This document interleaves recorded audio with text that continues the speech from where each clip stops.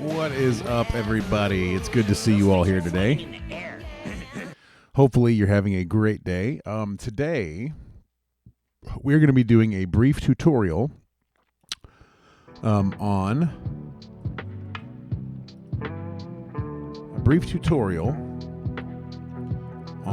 randomizers. Oh, you're welcome, Nevaeh, for sure. We are hoping that this is going to be useful to somebody at some point. We want to get some new people involved in the randomizer tournaments, and this could potentially, hopefully, at some point become a benefit to somebody. So we will give it a try. Hey, what's up, Freeland? Good to see you, my friend. We're going to do it's for beginners. We're going to be doing standard flags. And we're going to take a look at basically at how to route based on the checks you have available to you and the items in your inventory, and about how to sort of think about a rando seed. And we'll kind of run through one here and just make decisions together. So that's kind of where we're at. This is a seed I just rolled a little bit ago, so we're going to take a look at it together. First thing I want to show you is how this is going to look. So this is going to be one of our scenes here. And we're going to look down here at this map, okay? This map down here represents the entire Castlevania 2 map. All the towns, mansions, etc., all the checks are listed on here. And and what type of check they are is indicated by the color of the block. Okay, so let's just take, for example, Jova. Right below the emulator screen is Jova. That's the town we start in. Okay, we start in that town, and all three of the checks are green. Now, what that means is you don't need anything special to access those checks. You don't need holy water to access those checks. You don't need a nail to access those checks. You don't need garlic to access those checks. They are open checks that you can check anytime. Okay, so in the first town, all three checks are wide open. So that's a good thing, and that's where we start. Now, this is standard rando, not town rando. So whatever you get in Jova there, right? Let's take a look here bigger. Whatever you get in Jova, you can make some decisions on what to do. So, for instance, if you're in Jova and you get an oak stake and a block breaker, well, going to the right makes a lot of sense because you have a block breaker. You can do your checks in Veros. You have an oak stake, so you can do the checks in Berkeley. You can do the checks in Dobby's Path. So it makes a lot of sense if you have an oak stake and a block breaker to go right. If, on the other hand, you get, let's say, a whip, laurels, and the heart or something like that, then that's a very clear I need to go left option, because what you're looking at is you can use the heart to do the Brahms location, you can use laurels to get across these tougher enemies here, and if you have garlic, you can do the check over here in the Storygoy Graveyard or whatever. So based on what we have, based on what you have in your inventory at any given time, will help us make a decision on where we're going to go. So let's start off here. This is the seed that we're going to be doing. It is called Belmonts in Training Standard. That's what I called this one. All right. So the tracker, as you can see below my timer down there, that tracker will light up when we obtain an item. Okay. So that way we can kind of visually see what we're doing here. And you can get a tracker that works just like this if you use FCEUX 2.2.3. What is going on with my sound? Interesting. Give me just a moment. I'm gonna need to reset my emulator here. But yeah, so it's very useful, very very cool tracker. And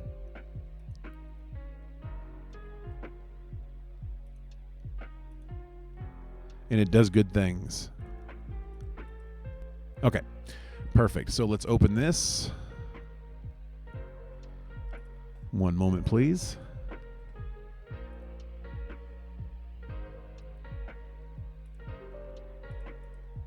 Okay, good.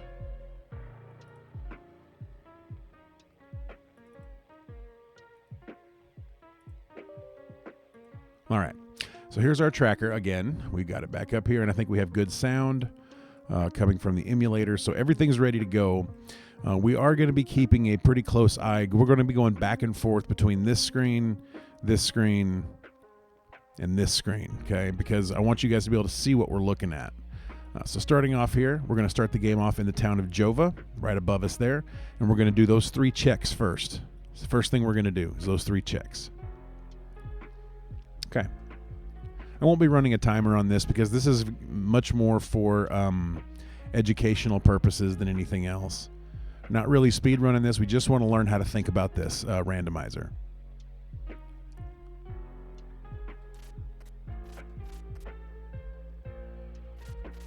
Okay, let's check this guy. So we have a whip for 111. That's a lot. We have a whip for 111. That's good. It's good to get an early whip sometimes. All the time. I never get early whips. We got a crystal. That's nice. So a whip and a crystal.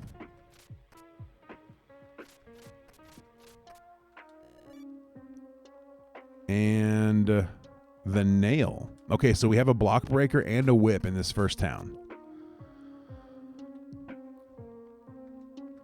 And we're gonna need some hearts. So we're going to have to find a good place to grind for hearts. Oh. Yeah, that's not what we want to do there. Yeah, that's a great question, Cage. Thank you for the question. So, the question is, do the whips come in order of progression, or can you tell what whip it will be? It's a great question. Whips and crystals both are progressive. So you get a whip, then it's going to be the next whip up. If you get a crystal, it's going to be the next crystal up. So for us, since we're starting off with the leather whip, the next whip that we get will give a thorn whip. After that, the next whip we get is going to be a chain whip, etc., etc.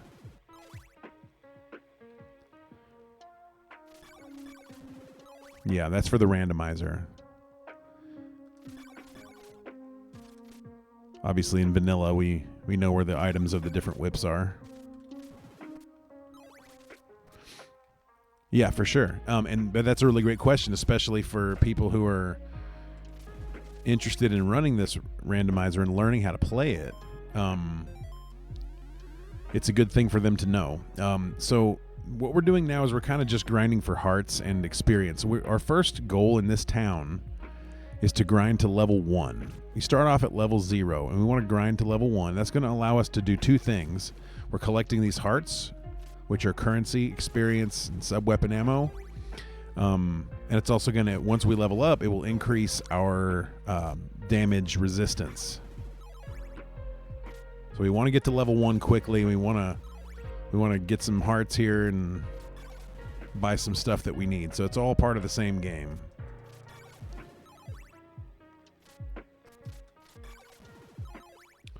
All right, so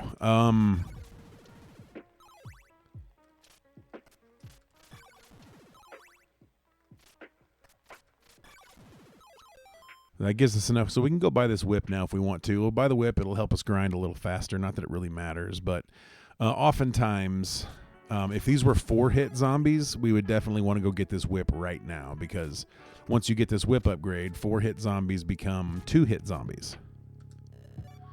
2-hit zombies become 1-hit zombies.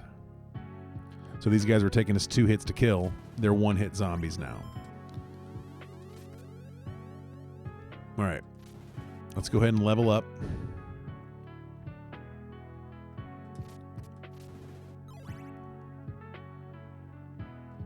We really didn't need to go buy that whip at that time, but I just kind of wanted to show you. Once you have the whip, it does change the damage that you can deal significantly. And not only that, something else that's interesting about Castlevania 2 is that your sub-weapons are their damaged. What kind of damage they output is dependent on what kind of whip you have. So if you have the flame whip, your weapons will be your sub-weapons will be significantly more powerful. Significantly more powerful than they would if you had a leather whip. Now, there are a couple exceptions. The dagger. Oh, what's up? Hey, thank you for the sub with Prime. Much obliged. I am very grateful to you. Thank you so much. The exceptions are Holy Water, which always does 1 damage, and the dagger, which always does 2 damage. All the other ones are dependent upon the whip. So now we have a block breaker, which is fantastic. We need to buy this crystal, and then we can get out of here. Thank you again for the Prime sub there. Much obliged. Thank you for that. Okay, so we have a whip. We have a nail. We do have a block breaker. We don't have an oak stake. We don't have laurels, but we do have 1 crystal. So because we have a crystal, and we know that other crystals are going to be available to us at some point, we're going to go to the right. Because if we get 2 crystals, we can drain the lake at Rover and go down to Rover Mansion.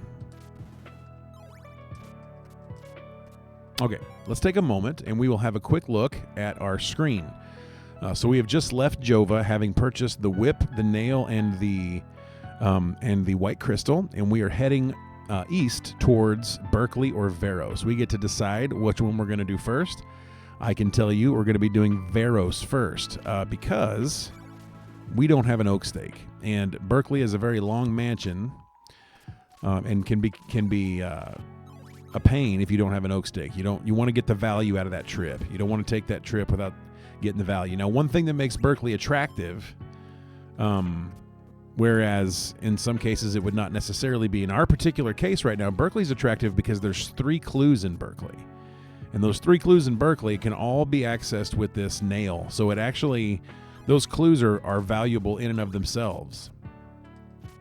This is a tutorial designed for folks that are just getting into the rando. So we have continued to head to the right. Next, we're going to have a decision to make whether we're going to go down the stairs to Veros or whether we're going to go straight across to Berkeley. I will move this right here. Okay, so this is the section where we're in right now, where it says Berkeley and Veros right there. Okay, we go down to Veros, we go straight for Berkeley. Now, here's the deal. We only have the nail right now. We do not have the holy water. So if we go into Veros, right, we can do one of the 2 checks. We can also then come out of Veros to the right up to Dobby's Path and do one of the checks there as well. So we can have 2 checks if we go down. Since we do not have an oak stake, I am hesitant to enter Berkeley first, so we will be going to Veros first. We eventually will go into Berkeley because we definitely want to have the opportunity to get our hands on those clues, and I'll show you where those clue books are. Those clues often have things in them like,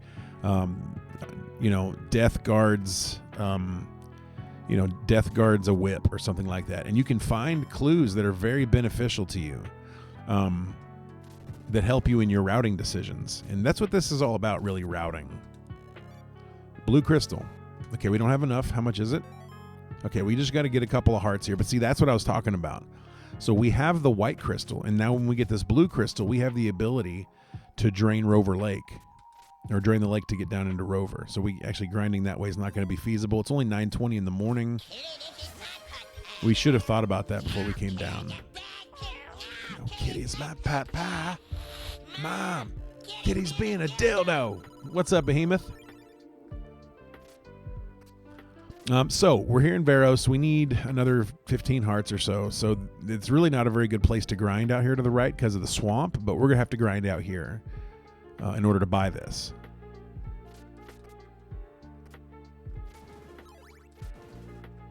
So that's not terrible. That's not a terrible grind spot. It's going to be inefficient and time consuming, but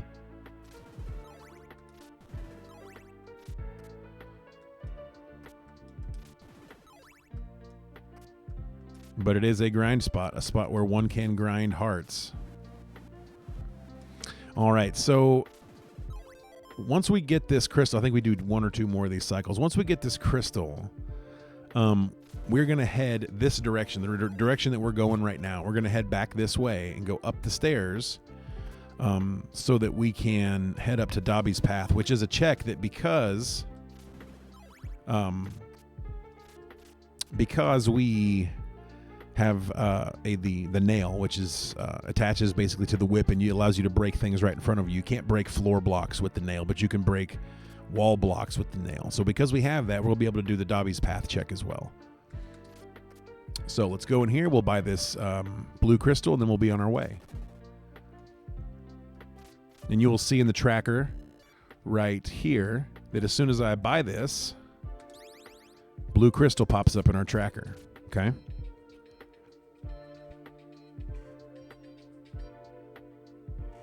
Could break these nuts.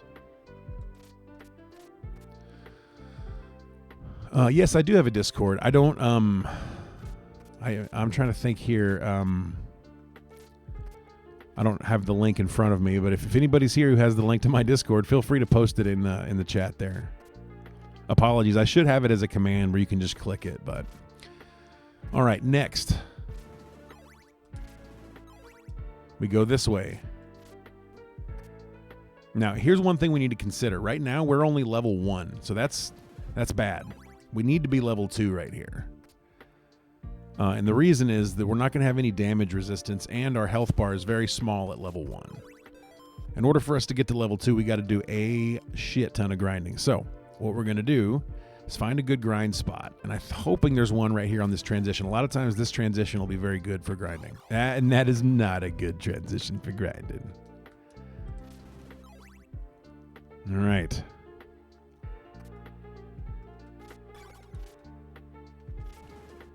All right, so down below us down there is the check that we're going to do. And it is kind of a secret check. As you can see, we have the nail attached to the whip, so it can break blocks now, like it did in Barrows. And we were just there in that town. All right. Okay, we have laurels now. Okay, so we have 2 laurels. Now, if you want to get 4 laurels, which you can hold 4 laurels right now, you have to go out of the screen, come back into the screen, and do this whole thing over again. I'm going to come back through here later probably, so I think I'll skip that for now. But yeah, we have laurels now. And you can see that on the tracker, the laurels popped up. Now, laurels are temporary invincibility. All right, so let's take a look real quick where we are. Let's see where we are right now. So we have just left Dobby's Path. Actually, let's go back to this one. Dobby's Path right here, and we are headed towards Algebra. Now, we got a choice to make. We can do Algebra first, or we can do Rover first. Because we do not have an oak stake, we're going to do Algebra first. Why? Because we have a free check there, and it's possible that we can get a bigger whip or an oak stake there.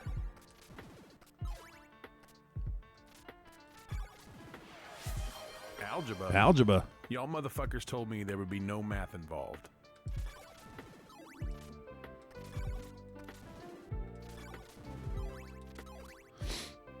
All right, so we're not doing Rover yet because, like I said, no oak stake. And we definitely need an oak stake, and we definitely need to grind to level 2. So is this a good grind spot here? Let's see if this transition has a good grind spot for us. Yes, this is a good grind spot for us. We're going to grind right here. It's safe. We get big hearts, and it's giving us experience. So we have 111 experience. We need 150. We're getting 5 experience each heart we get here. We're getting 6 hearts and 5 experience.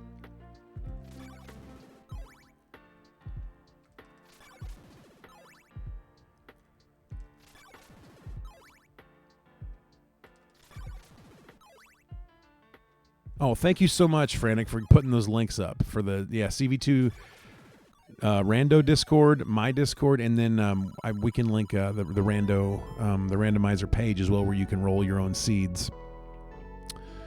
Leaving the grind spot early. I'll leave that for your stream. David Amber, streamer extraordinaire, Rando Master.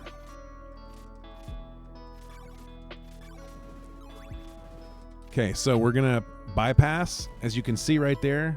We're bypassing. If you look at that spot right here between Between Dobby's Path and Algebra, there's the staircase leading down where there's a blue crystal that takes us to Rover, right?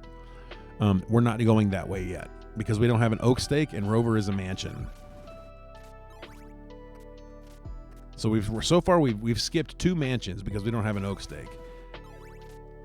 Now, if we don't find an oak stake in this next town, or if the guy doesn't have an oak stake, we will probably have to go down to Rover anyway and just do the vendor check. So you won't be able...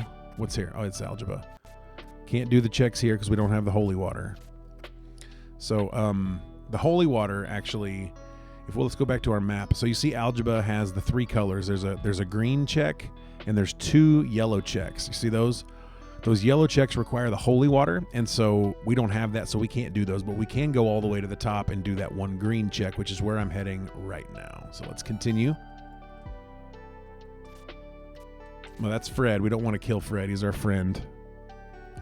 Fred's just living. He's just a zombie trying to live his life. But all the other zombies, we're going to kill all of them.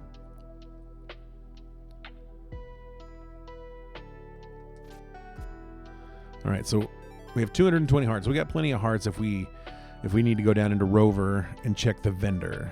We have the hearts. What I would like to see here is either garlic, holy water. Holy water would be nice. Oops. Garlic, holy water, or holy water. Perfect. That's actually very fortuitous because as we were just discussing, holy water is required for 2 of these checks in town, so we're going to go do both of those checks.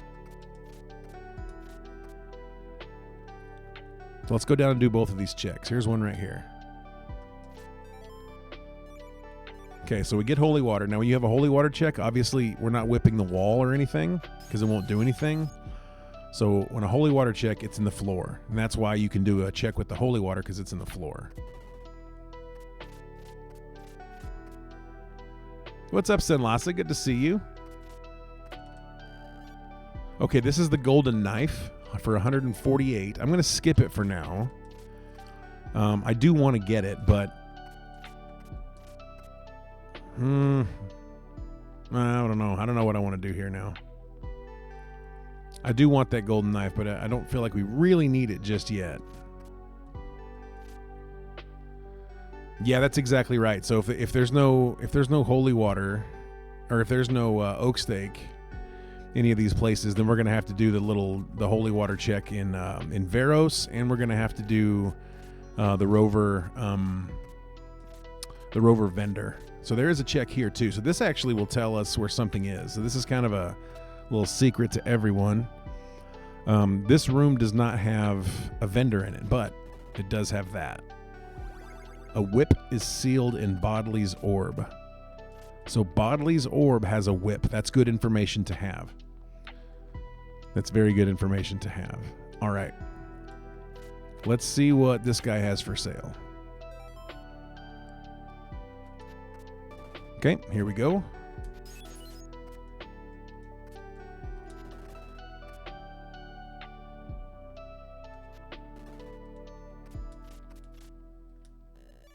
Laurels. Okay.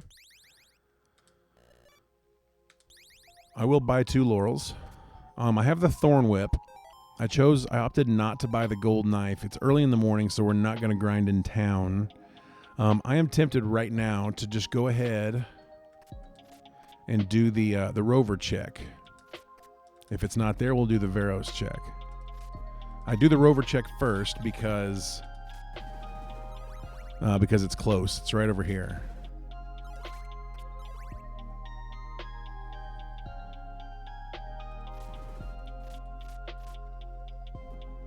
Oh, damn you.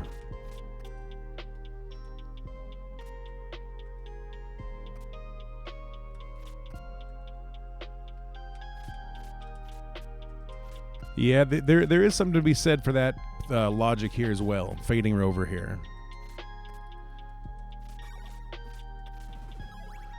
So fading, when you talk about fading something, you're talking about skipping it, right? You're saying, I'm going to skip that for now. And there is a valid argument here behind fading rover, but it's not going to take us that long to go down here. And so we're going to go down and just see what the vendor has. If the vendor has, and we can also get a clue here as well. Yo, Julie Cat, what's up?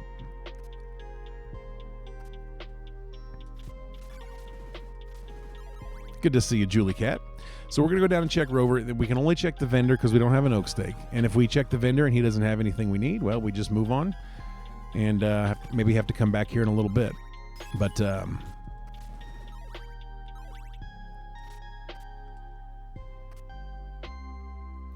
see if I can do a little dash jumping here. Nope. There we go. Okay. So now we will select our crystal, drain the lake. This one actually, it drains on its own, this seed, because I had it for some reason set that way. But normally you would have to kneel there holding the crystal. But in this particular, with this patch, or this, whatever, it just drains the lake for you. Very, very laggy right here, especially with all those projectiles.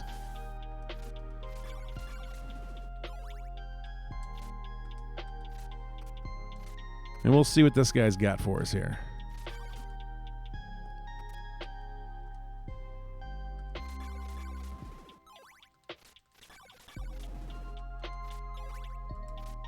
All right, so we move on. And this is one of those routing decisions. You know, you got to make a decision whether to skip this mansion or do this mansion. But the reason I picked this particular mansion to try is I really don't want to go to the Berkeley vendor if I have to do one of the vendors without an oak stake, because Magic Cross. Okay, so we needed that. That was important. So we don't know what's in the Rover orb right now. I guess we can do the thing, huh? This is a little advanced strat. This thing, if you line it up just right, it'll push you towards the end of the mansion, the beginning of the mansion. But anyway.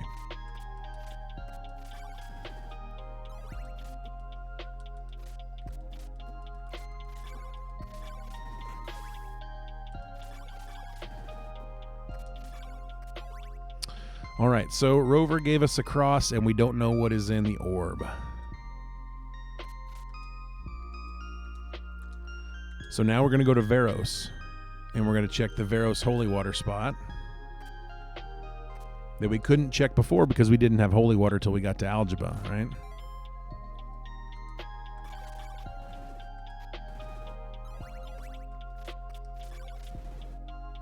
Oh, yeah, the clues in Rover. I forgot to show you the clues in Rover. That's all right. We'll probably have to go back there for the orb anyway. All right, so now that we have the Holy Water, and the whole kind of map is open to us, but this is one where we haven't seen an oak stake yet. So it's been a little trouble. It's a little troubling when you don't have oak stake access early.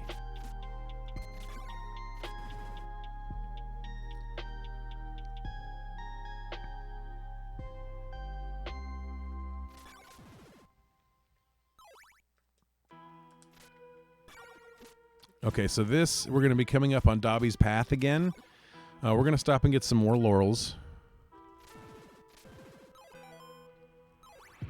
And we're going to check this clue right here we couldn't check before. Some garlic is for sale in Doina. So Doina has garlic. Now, I haven't been writing these down, but I probably should be writing them down. So garlic is for sale in Doina.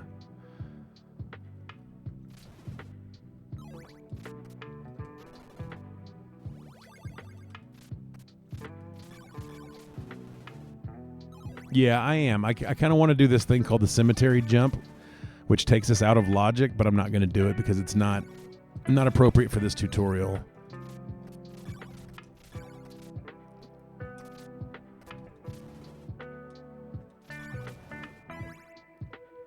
So we're going to go back down to Veros here. Just as Legion suggested a moment ago.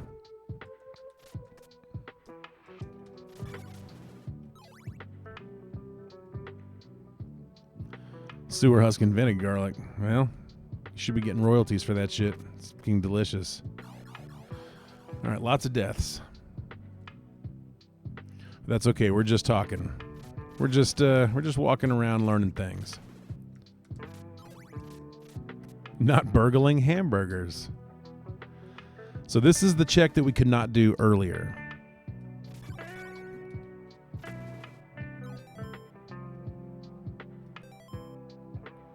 This guy normally has the chain whip.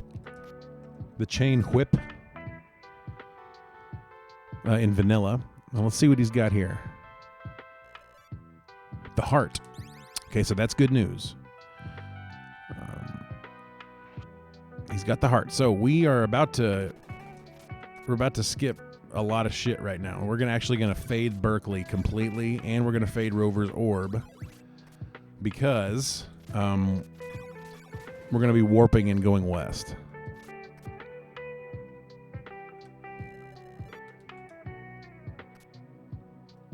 Okay, so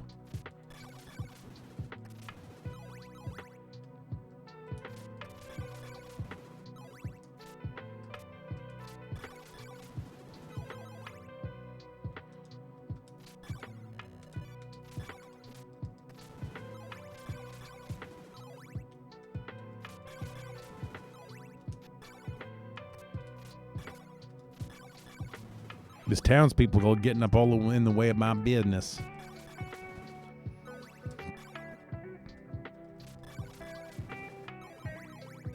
Okay, we got 111 right now.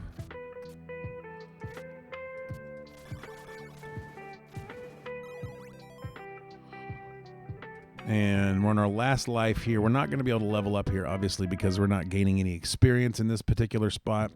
And that's also something I wanted to discuss as well, is experience points, right?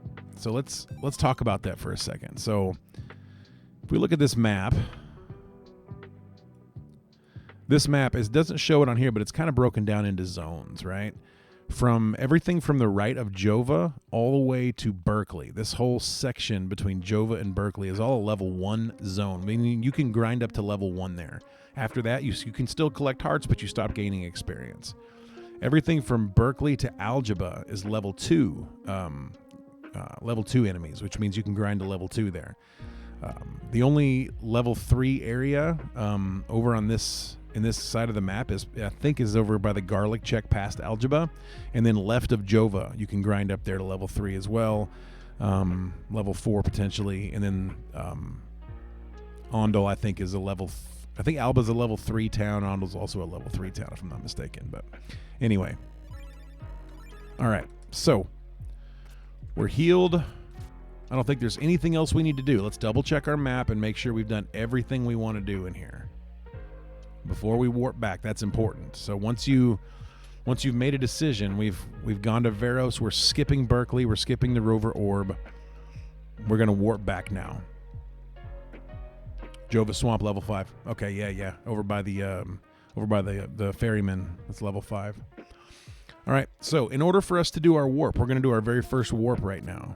This warps us all the way back to Jova. We press select, and that pauses the screen, and then we push up A and B at the same time, and it does this.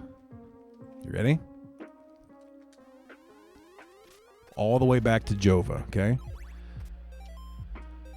So we have 4 laurels, we have the heart, we have a nail, we have the holy water, we have a blue crystal, and the cross. Okay, so we're off to a pretty good start. We got lots of nice items, and we have laurels, so we can go this way without having to be too concerned. Now we're going over here in daytime, which is even better. And we're just going to go this way. This is going to take us to the swamp.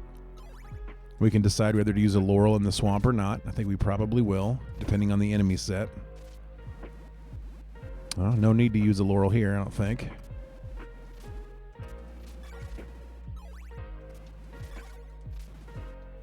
No, that's good. Now we come to the ferryman here.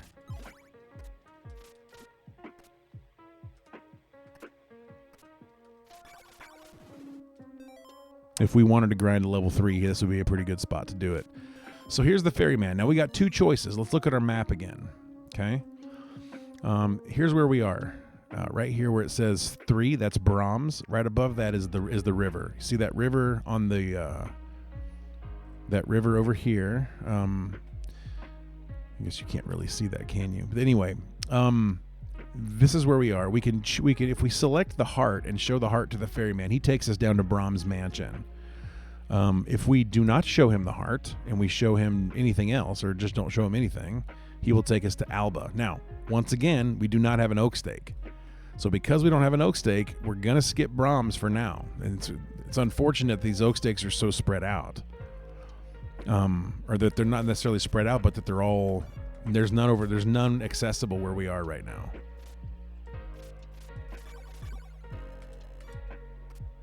Okay, so what you saw there is the river. Now, normally the fishermen will jump up in the air, but in the rando, depending on what flag set you're running, they can have random enemies on the river as well. And that's typically what it is in a tournament setting or anything like that. You'll have random enemies on the river that can be very challenging.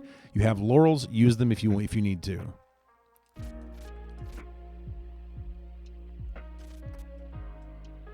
This is the town of Alba. We can do all the checks in this town. 145 hearts is not great, but it is, yeah, we may need to grind a little bit somewhere. Okay, there's our first oak stake. We now have our first oak stake, so we can do Brahms Mansion now.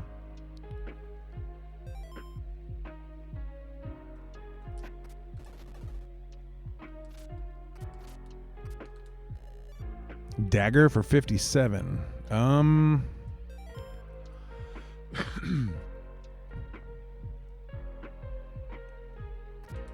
I want to see what else is for sale in this town first.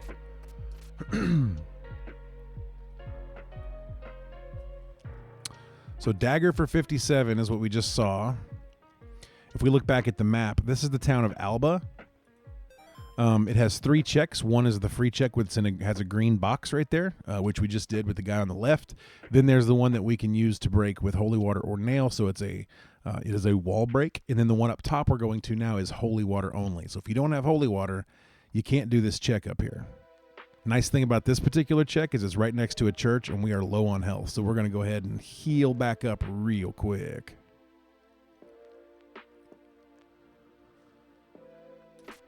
Right here.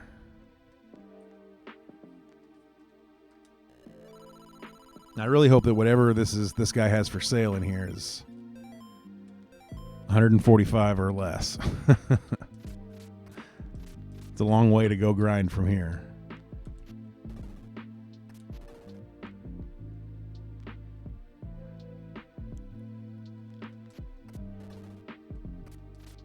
This is my favorite room in the whole game. Midnight. Silk bag. Silk bag is really nice. I mean, the silk bag is really nice to have. Let's be honest, because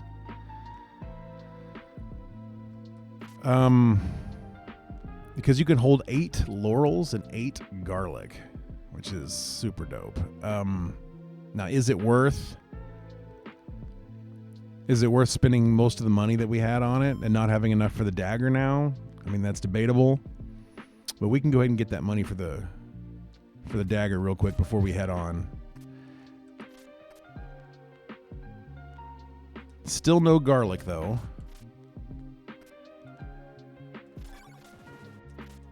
Well, that's not good.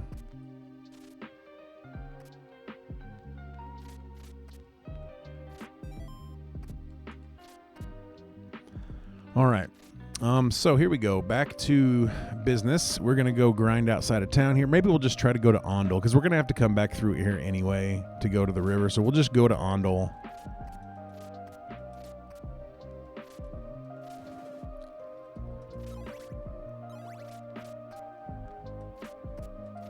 Yeah, Frantic mentioned the floor drops. Yeah, the floor drops that's just natural for me to do. You don't have to do it. Just walk down the stairs. If you want to learn floor drops, I have videos. I have instructional tutorial videos on how to do all those floor drops, all the setups for them and all that stuff, so you can look like a pro. I may look like a pro, but it's all a facade.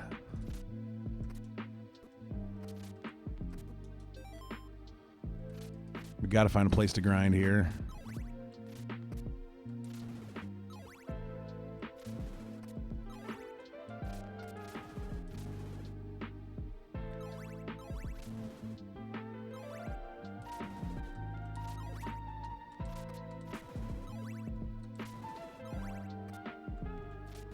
Not a terrible place to grind here. like to be getting a little bigger hearts than this. The full big hearts would be nice. So what we're doing now, as we're grinding, I'll show you the map where we are right now. So we've left Alba and we're heading towards Ondel. Now, as you can see, there's 2 checks in Ondel that we can do. One is an open check that's green, and the other one is a wall breaker. We break the wall with either the nail or the holy water to do that check. I'd really love to find garlic, I'm going to be honest with you.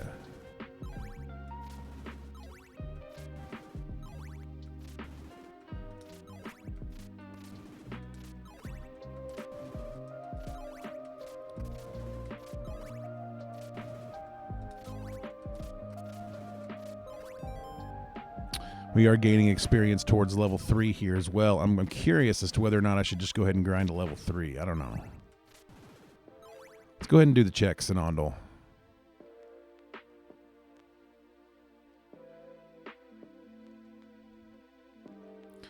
Ondel is in the vanilla game where we would normally get the Morning Star Whip. As you can see up in that map, this is a wall to break. Because it's got both colors. It's got the split box with the 2 different colors on it.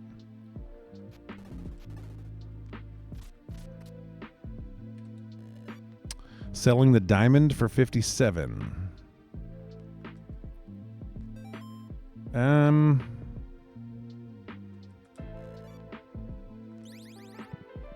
Let's buy it. And then we have a sub weapon. We have the holy water. We've skipped the golden knife and the dagger so far. We haven't bought those. I'm wondering if it makes sense for us to grind to level 3 here.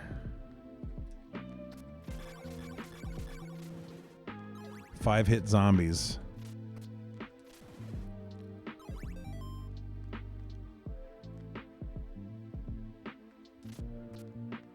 I'm not really messing with it right now. Let's just see what they got for sale before we die.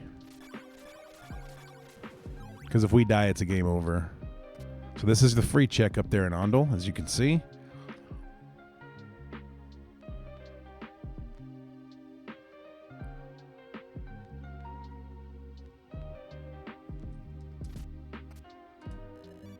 Garlic. So that's what we wanted to see.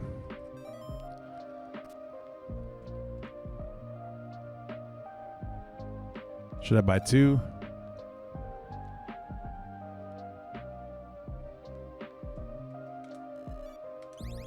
We're going to buy 2.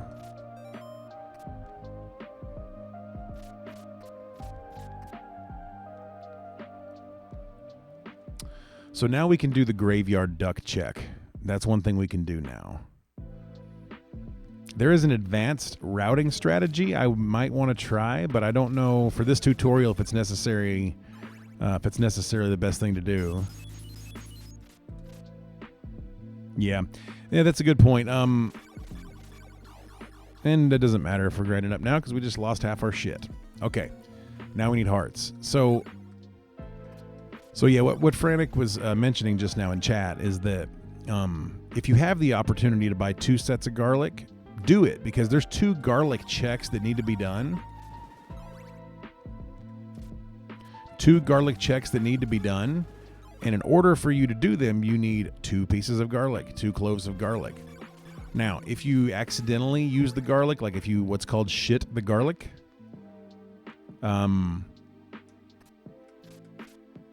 if you shit the garlic, then you will not have enough garlic to do both checks. Ass night. Keep it glitchless. Yeah, we won't be doing the boosts. That's probably smart.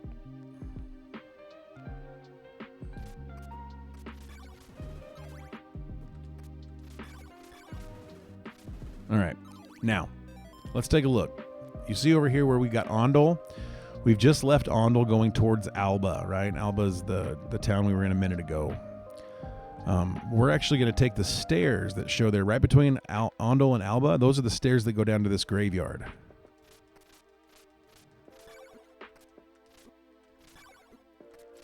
Yeah, and that's right, David. So the garlic actually has multiple uses. It doesn't just summon these guys.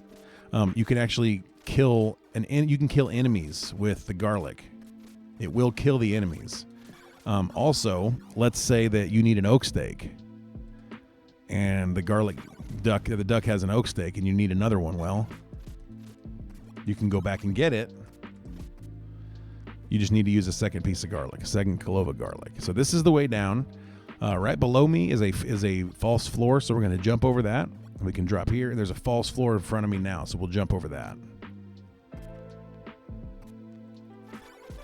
This is the graveyard. Now, we've only got a thorn whip here, so these enemies are going to be very tough in here.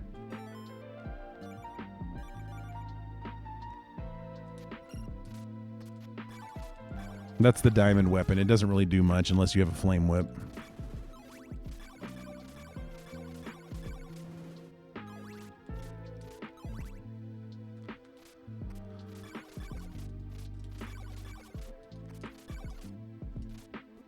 Okay, so these guys, this is actually the perfect situation if we wanted to do a boost over this wall. This is the great enemy set for it, but we're not going to do that. We're just going to show you what you're supposed to do here. So this is the area. You come to this wall. There's no way over this wall, quote unquote.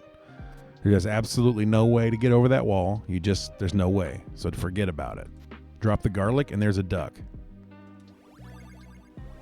And we got the silver knife for our efforts, which is another sub-weapon. It is indeed a sub-weapon.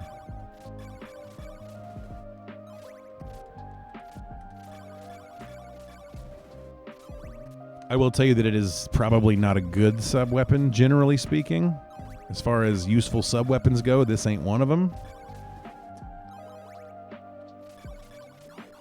A bulb of garlic. Nice. So now we got a decision we can make. Let's talk about this for a second, okay? So we're down here in the graveyard, right here. If you look right in between, we're in this graveyard where this pink box and the garlic is, right? So this is the decision we have to make now. We can walk all the way back out of the graveyard, up the stairs, through Alba, to the river, cross the river, and then come back across the river to get to Brahms, to use our oak steak. We could do that. Conversely, we could warp right now back to Jova, and then just go left from Jova. Now,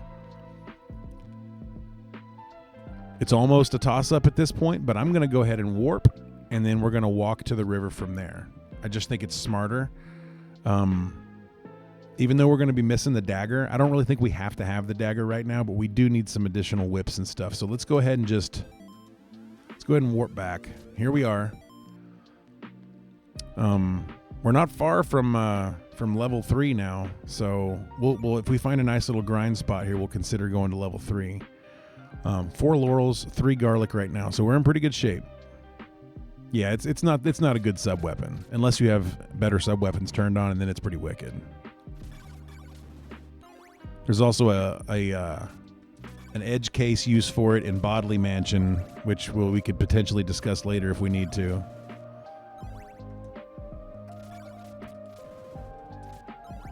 Okay, back across this swamp. Again, you have laurels. You are more than welcome to use them if you see fit. I think we can get across without it because we can find a better place to use these laurels later.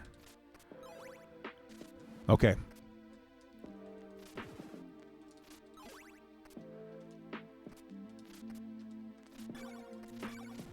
Ouch. I wonder.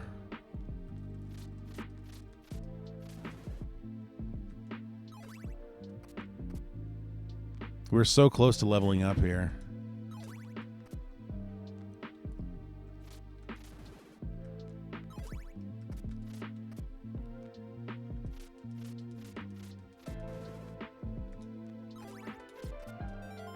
One more, we level up.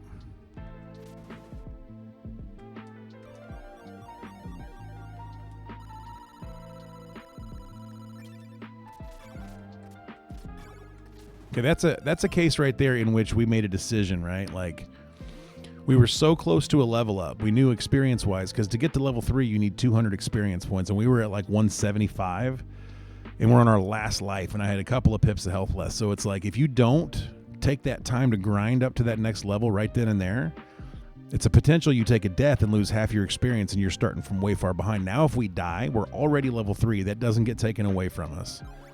So that's a good thing. So now we're going to show him the heart, and we're going to go to the Brahms Mansion area.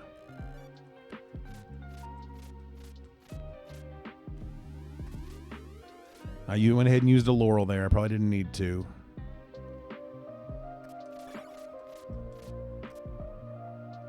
So Brahms Mansion for us is going to be very useful. We're also going to need to do the check.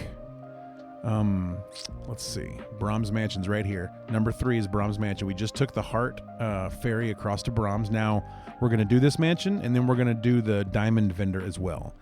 We do have an oak stake right now, so we're going to do the mansion first. Typically for me, and you can run it however you want, if I do not have an oak stake coming in here, I will do the guy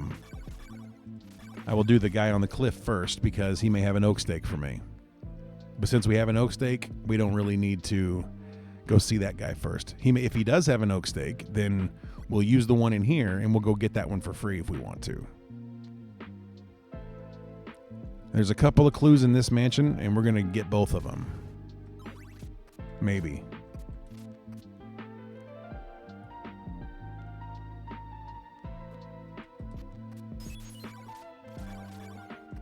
Yeah, that's smart, Frantic. Frantic mentioned that it makes sense to do the diamond vendor, the guy on the cliff first, just so you don't have to walk out of Brahms. And yeah, I definitely see that for sure.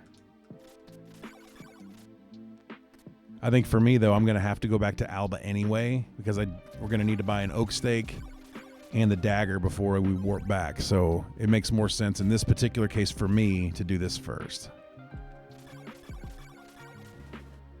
But yeah, 100% Frantic is right.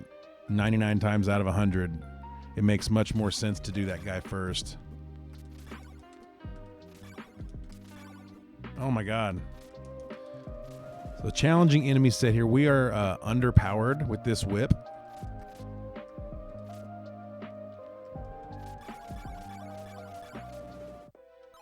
We're underpowered with this thorn whip in here. We should have a chain or better in here.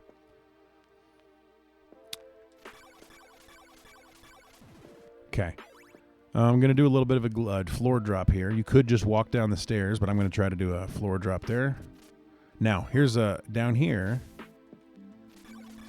There is a clue that we want to get. And that clue is right here. Laurels are for sale in Algebra. We knew that. Okay, so this is our vendor. He's going to sell us something. We don't know what.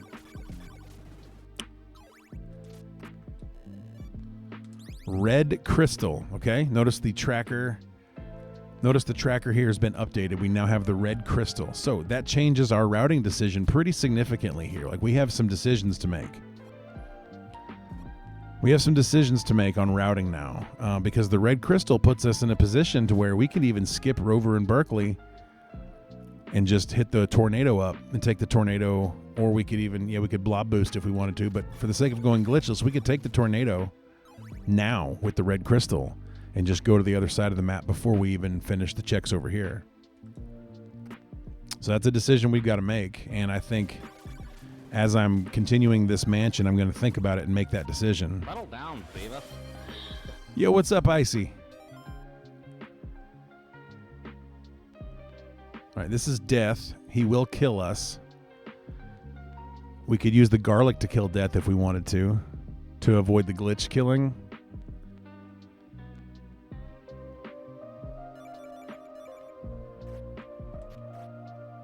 All right, now we go get a snack. This is a hilarious kill. If you have garlic, an extra one, and you don't feel like whipping Death,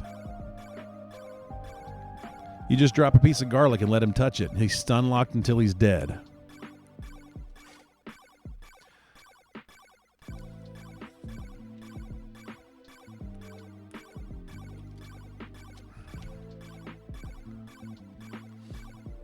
It's definitely not a fast way to kill him, but it's an easy, funny way. So I thought I'd show you the funny thing. If you have a good whip, you can whip him dead, or you can use a holy water or a dagger to crit him. But I thought this would be funny to show. Now we're going to be paying for it for the next hour. Just kidding. It's not an hour. He takes 120 hits to die, and each one of those little each one of those is a single hit. So it takes 120 of those till he's dead. He's probably about 10 seconds away now.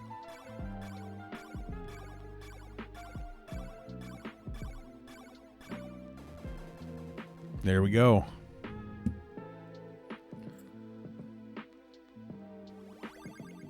Okay, he gave us another whip, so that's good. All right, now you get your oak stake, you throw it at the orb. What's he got? Laurels. That's unfortunate. Okay, so we need another oak stake now, and we want to go check the diamond vendor. So we'll walk back out of here, and I want to show you the clue, the other clue in here as well. So I'll show you how to get this clue.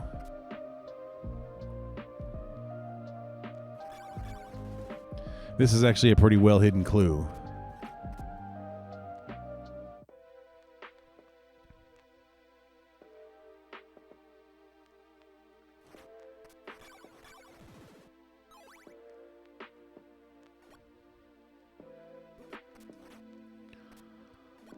Blobs are jerks in all rando seeds.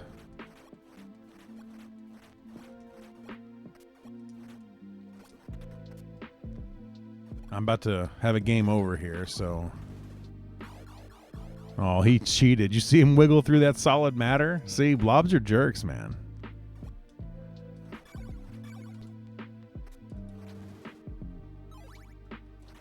What'd this guy have again? No, he had a whip, right?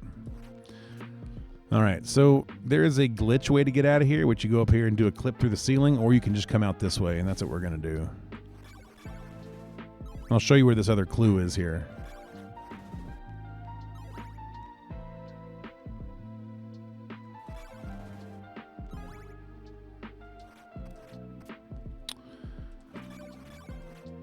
Now, if you have, okay, so if you have the eyeball, right? Let's say you have the eyeball and you have it equipped. It will allow you to see the clue books hidden in the walls. We do not have the eyeball, so we can't equip it, but I will show you where this clue is. And to access it, you need holy water. Now, what I do is I stand... Hang on, let me kill this guy first. All these guys. I stand flush on this fourth block. I jump as high as I can, and I throw a holy water at the top of my jump. Just like that. That's all you got to do. Stand on flush to the fourth block. Jump, throw the holy water, and let's go. Crystal is for sale in Veros. Thank you. We already knew that. Okay, that was not very useful.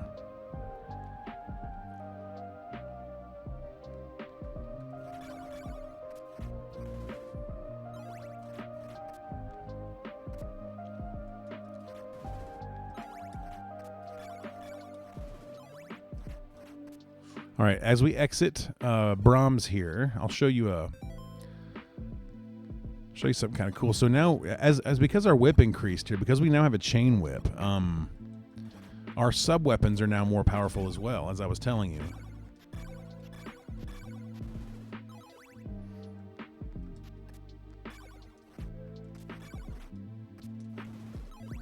All right, so let's go see the diamond vendor guy. He's just like a gypsy dude on a cliff, and we're going to go see him right now. And then depending on what he has, we got a decision to make.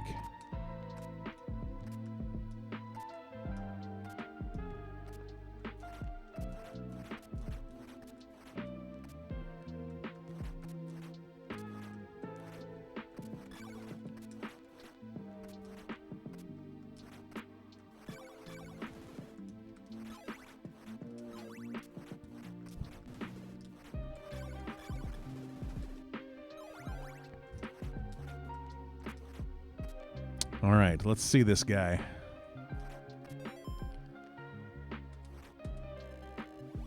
Okay, he gave us the ring, so we only need 2 more items. With only 2 more items required, I've made my decision on what I want to do.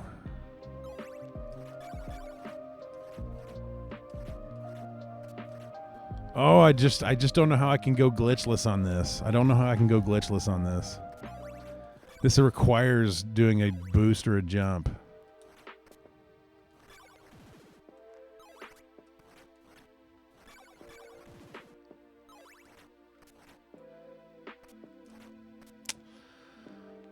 Thinking, contemplating.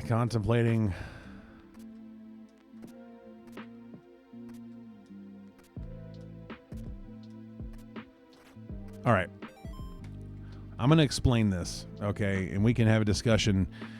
And those of you in chat who are rando players, you can help me think about this for a second. So here we are, where it says Brahms right there, 3. We just left that green square to the left, and we're heading back towards Brahms. Now, there's an oak steak free in Alba that we need. We need an oak steak because that's the only oak steak we found so far. So we're going to go back there and get that. But then we got to decide something. Now, generally speaking, if you didn't know the boosts and the glitches, you would just take the tornado now. Probably fade Berkeley and fade the Rover Orb and take the tornado. Or you could do the following. You could warp back to Jova after you get the oak steak. Then we could do a graveyard jump after checking the Rover Orb. There's so much I want to do. Like, I want to get all these checks in, but I can't unless I used glitches. So we're going to have to skip something without using glitches. And I don't want to. But we will.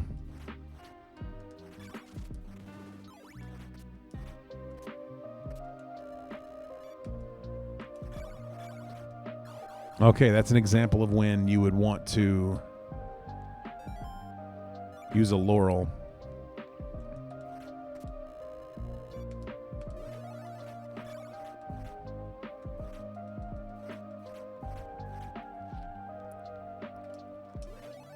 Oh shit, I used a second laurel.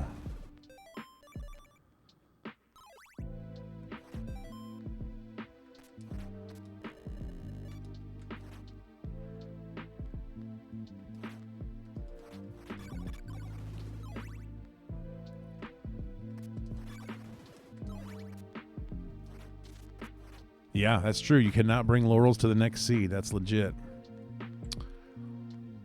All right, so let's go ahead and grab ourselves another oak steak. We only need 2 more items, and then the game is over. So, unfortunately, I have a feeling that they're going to be in Laruba, which means we're going to have to go to Laruba. And we're not going to be doing any glitch logic, so we're going to do the old-fashioned thing here. We're going to go take the tornado and then head that direction.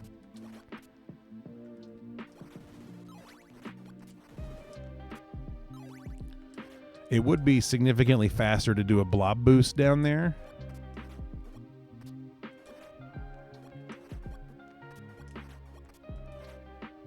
And that takes you all the way to Laruba, but that would take some map explanation, I think, but since we're not quite that far advanced in the tutorials yet, I will not show you that.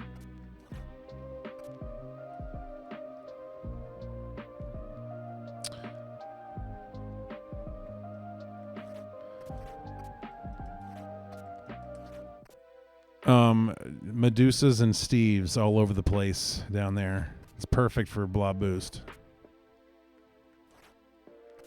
But this is a beginner tutorial. I don't want to start explaining map glitches yet.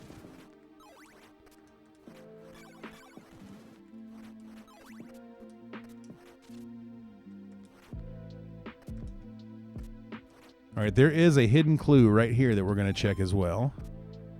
Right there. Okay, thank you, game. All right. So, here we are. Select the red crystal and do this thing.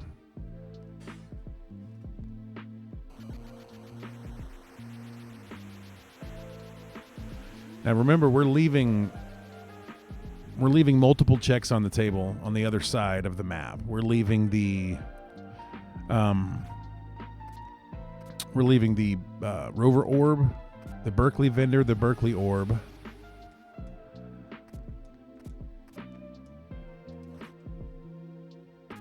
And was that it? I think that was it. And the garlic check, the algebra garlic check. And this is where we're going to usually get the flame whip, so let's see what this guy's got. A whip. So we have a morning star now. I'm going to do a glitch clip right here. Otherwise, you could go to the right, go up the stairs, and just climb up there. But that's a really fast way to get up there, and it's way easier and faster. Something that a beginner can do.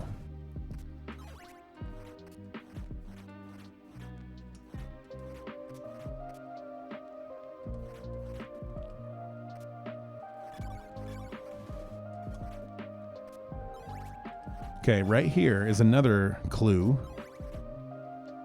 What? Where's that clue? Oh, did I take the nail off? I did. I took the nail off. Okay. There's the clue. Death guards a whip. Thank you, game. So most of these clues we've been getting, we've already known, but there are some clues out there that will have the information that we need. Most of them are probably in Berkeley, which we're not even going to right now.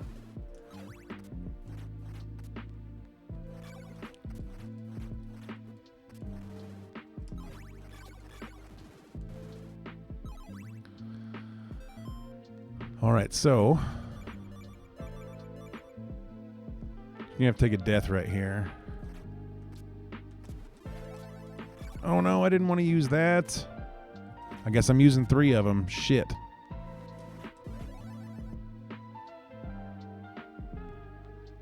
Oh, I should have just died.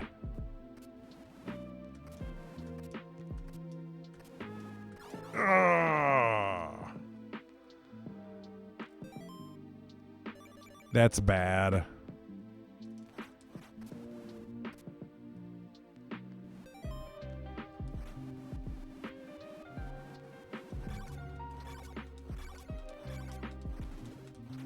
All right, so we're in a position right now where I don't want to use this last laurel that I have. I need to save it. Because we're probably going to have to go back across the other swamp here in a minute. Flip.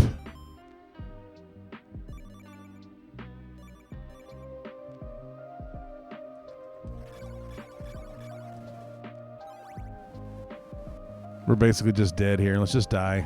This is not good.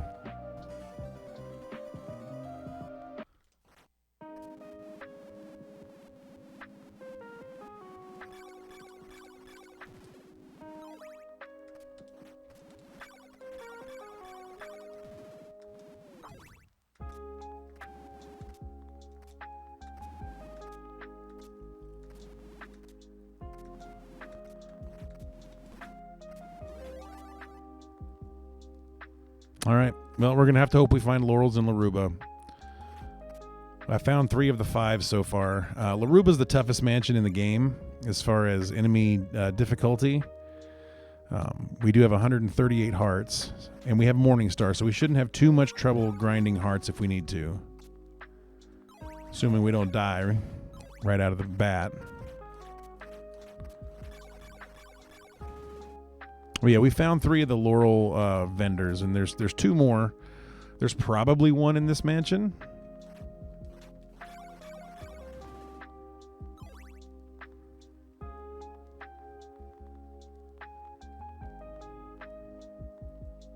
There are also no clues in this mansion.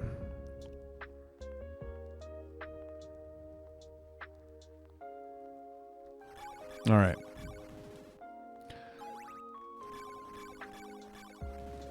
Let's see now. What's next? We're going to go up here and check this vendor. One thing I do want to do real quick before we get any further.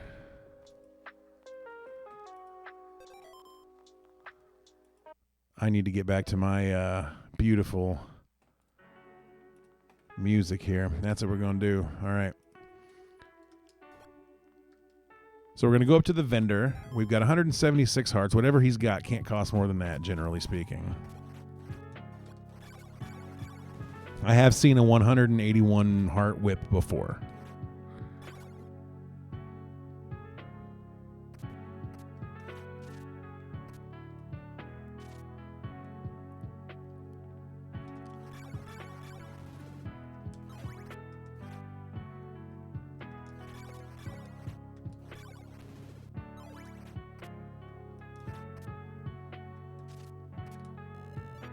Sacred Flame. Why not? We'll buy it. Don't really need it.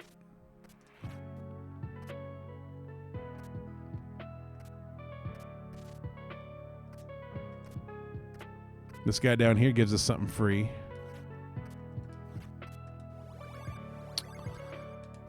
Okay, laurels. No. All right.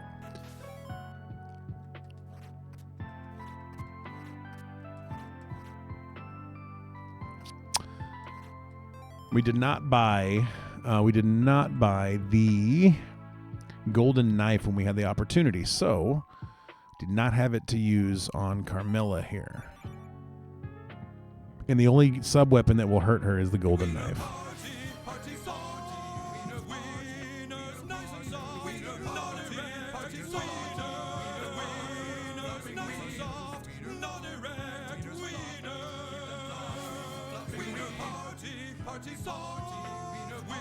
Megals?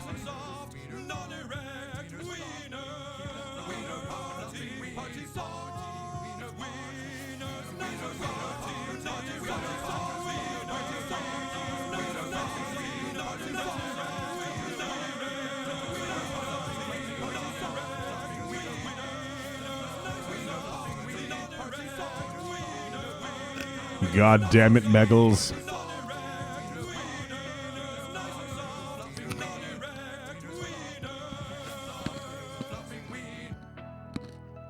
All right.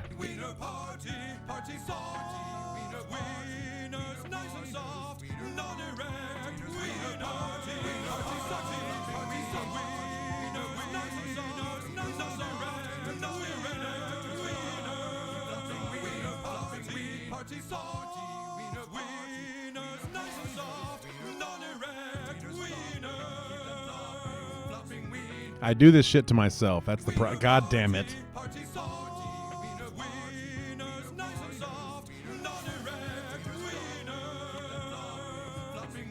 Okay. Thank you all so much for the God damn it.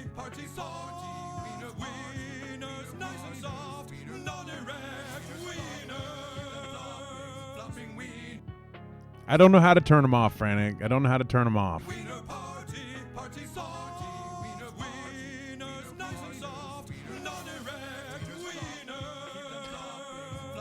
Yeah, no, I don't know how to do any of that. I don't know how to do any of that. All right. I don't even remember what I was doing. Okay, so we got... okay, so what did we get here? I'm lost. Oh, we got the rib. Okay, so now we just need the eyeball. Yeah. So hopefully Carmilla will have the eyeball. That's what we're hoping for. And we're going to have to find out. So if you equip the rib here, fighting Carmilla, then her fireballs can't hurt you.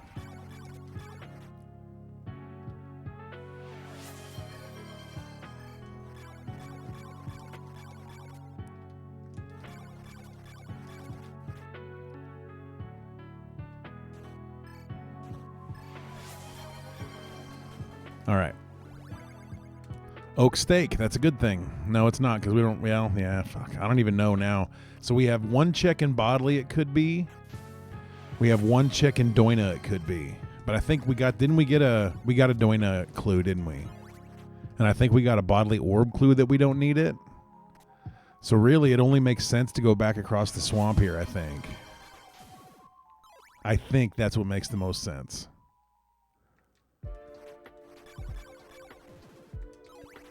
What say you all in the chat? Should I go towards Dracula with... Should I go towards Dracula with 2 available checks? Or should I go back across the swamp with my laurels, I have plenty, to get the 3 checks I left there, 4 checks I left there? So 4 checks versus 2.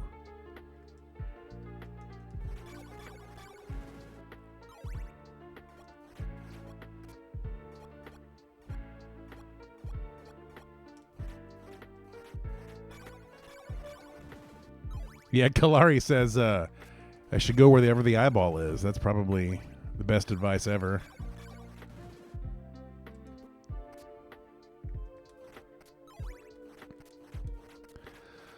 Bodily orb has something we don't need in it. I can't remember what it was. And then we have the bodily vendor to check. We have Doina to check to the right. Yeah, so there's 2 to the right, and then to the left we have the algebra graveyard garlic check. We have whip. Oh yeah, the whip and the orb. Was it the whip and the orb? Yeah. To the left, if we go back across the swamp here, we've got the algebra garlic check. We have rover orb, and we have Berkeley, both orb and vendor. So, we have a decision to make. If we go this way, I'll show you a map-wise what this looks like so you'll have an understanding. So, here we are all the way down here in Laruba Mansion. You see that? And if we go left, if we go that way, right? We go across the swamp.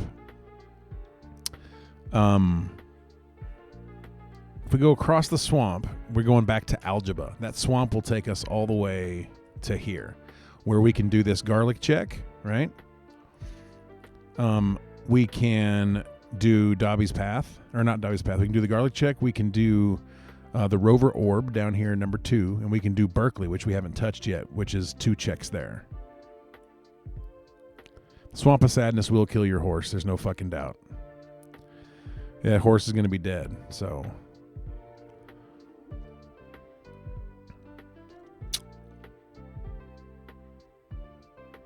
Yeah, so if I was doing whatever I wanted to do, we would probably be heading. We'd probably be at this point. We'd probably be heading back across the swamp. Yeah, I don't know. That's a tough one. I'm tempted to just head back across the swamp. That's what we're gonna do. We got to make a decision on rover, though. Do we want to go to the rover orb, and then we won't have an oak stake for Berkeley? That's the problem there. So this is when you start thinking about these different routing decisions. You only have 1 oak stake right now. So if we go back across, we can either do the Berkeley orb or the rover orb. Those are your decisions. If we're going to do the Berkeley orb, we would probably not doing the graveyard jump. Or the cemetery jump, whatever. We would probably warp back to Berkeley and then head down from there. So, I mean, there's just so many different ways you can route this, and that's the point. That's kind of the point here, is that when you're thinking about what to do next, we only need 1 item. All we need is the eyeball, and we're done. If we leave Laruba here and go towards Devious Woods, we've already done that check. We have Bodley. Bodley has 1 check that we can do, because the other one, we know what's in there. So Bodley has 1 check, and Doina has 1 check. If we head right, and that takes us closer to Drac.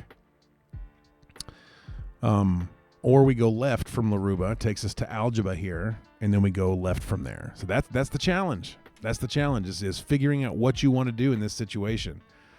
So, in the chat right now, just as an idea, Meggles says I'd head to Drac. David Amber says beeline to Doina and warp back, leave out of the way Bodley Vendor until last. Kalari's talking about dead horses. Frantic says the other way leads to your mom's, which is definitely an opinion. Meggles says graveyard. So, and Nevea says not Artax. Yes, Swamp of Sadness is real.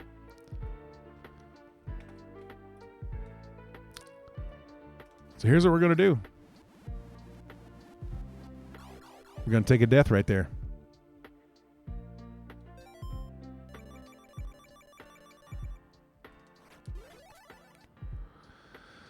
David says, go visit my girlfriend in Yomi. It's appropriate.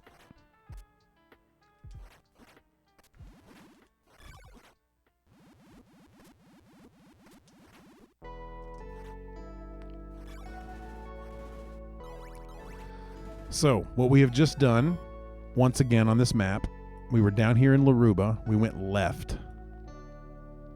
And that brought us all the way over here. So now we're coming to Algebra right now.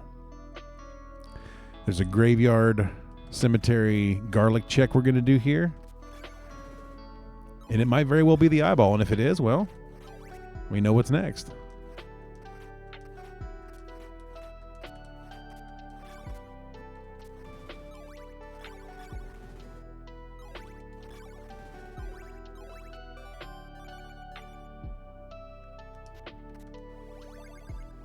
Okay, oak steak. So that's actually good information. We're going to do Rover now, and then we'll come back and get another oak steak with our last garlic. As David, remember, David was talking about this earlier, that if you have what do you call it? A disposable item or usable item, that if you have that, you need to get your shit together. You can always go back and get more. Okay, algebra. I don't remember what all algebra had. Yeah, consumable item. That's what I was looking for. Has a consumable item. Thank you, Orange. I'm kind of blanking out on my life right now. Fungible goods, says David. All right. So we do have an oak steak now. We're going to do the Rover Mansion now. We're going to do the Rover Orb. And having that oak steak there makes me feel much better about going to Berkeley and doing it. Head from Aldra to Lauber.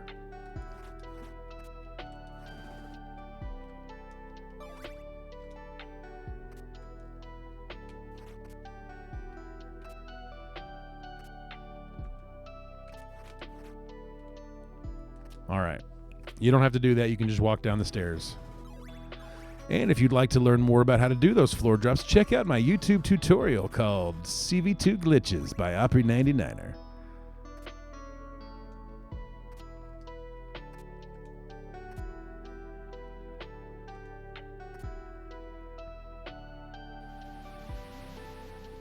Okay, more ads coming. So if you are not subscribed or on Turbo, you might have about 90 seconds worth of ads coming up. I apologize about that. Nothing I can do right now unless I revoke my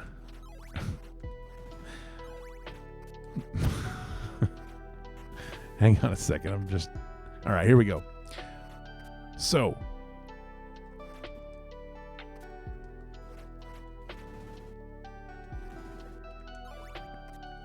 okay, so we're going to use, no, we're not going to do the glitch. We're just going to walk it. Oh, David, thank you so much for the gifty to Orange. Orange, welcome aboard. Good to have you. Welcome to the family.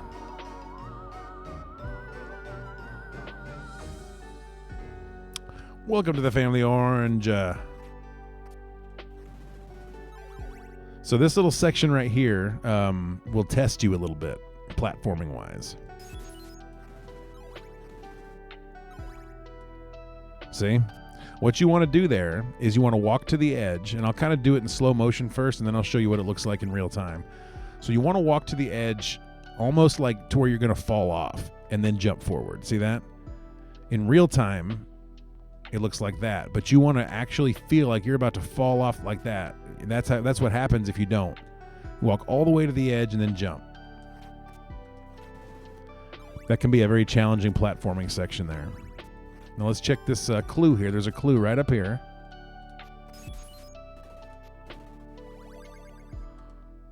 An oak steak is sealed in Rover's orb. Well, that tells us all we need to know.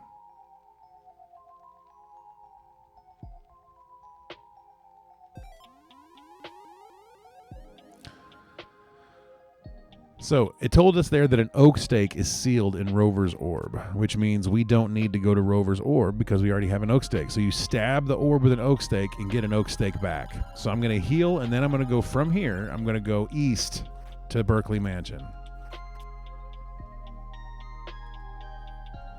Yeah, right? Garlic needed to get garlic.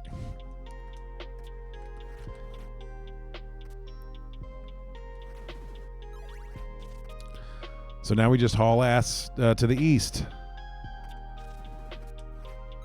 We have a Morning Star now, so we're going to be in way better position to get across here efficiently, effectively, and safely than we were before. And we're level 3 now, so not a whole lot's going to hurt us over here, except maybe water.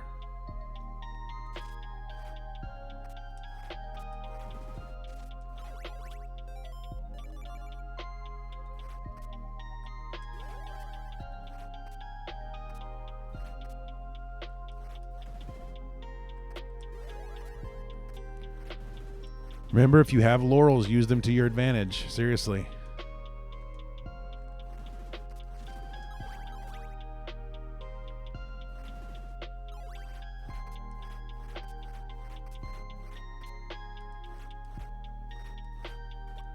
Yes, it did go through, David. You definitely did. Thank you so much for that. Appreciate that gift sub, my friend.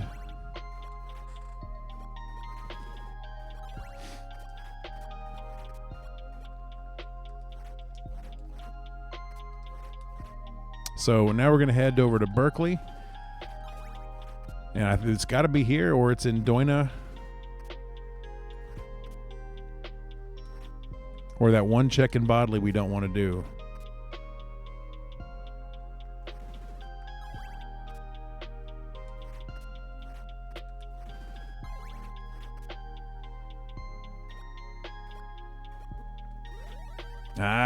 Did not want to do that there. Yeah, that's why it pays. So yeah, take that under advisement.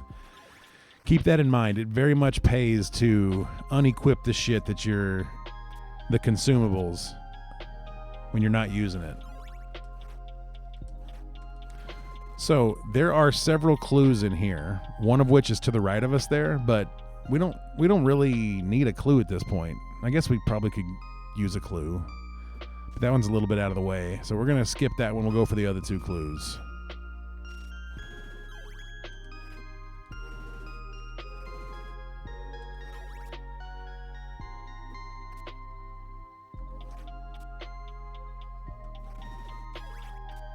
I'll show you where the other two clues are and how to get to them here. So that right down there is our vendor. He normally has the oak stake in this mansion, but he's going to sell us, hopefully, an eyeball. Let's get us an eyeball here. That would be ideal.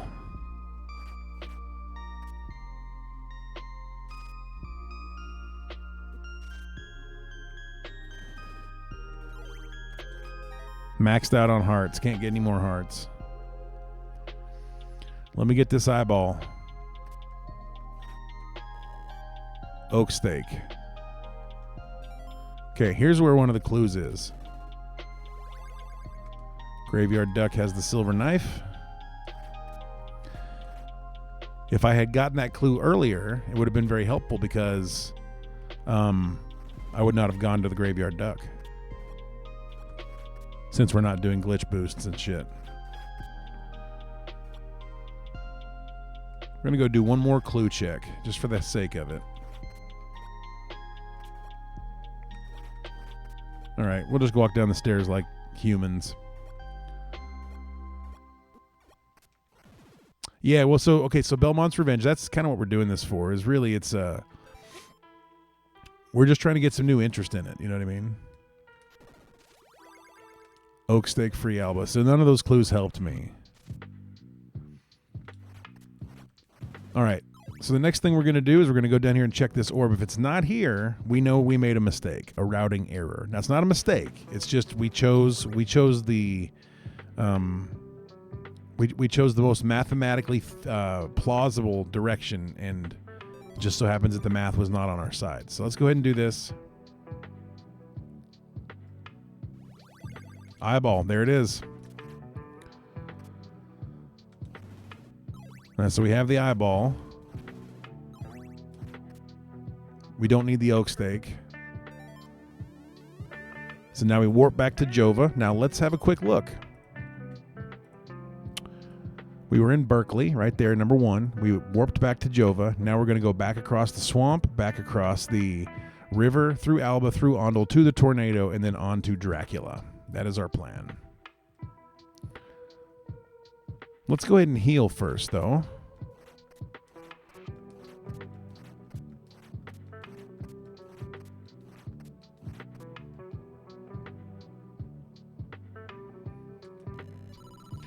So once you have all the items required, which is the red crystal, the cross, the rib, heart, eyeball, nail, and ring, those 7 items, once you have those, you're in what's called go mode. So now it's just about how fast can we get to Dracula and kill him. And that's really what it's about now.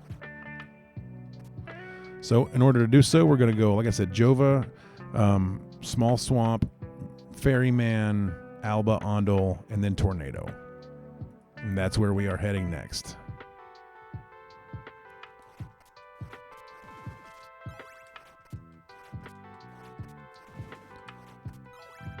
You know, the nice thing about the Belmonts in Revenge tournament is that the seeds are not like, you don't have to get in there and like race somebody competition wise first thing out of the gate. I mean, it's you download the seed and you have like a week to play it and just submit the video. That's all it is to start. And then as the playoffs come, then it gets a little different.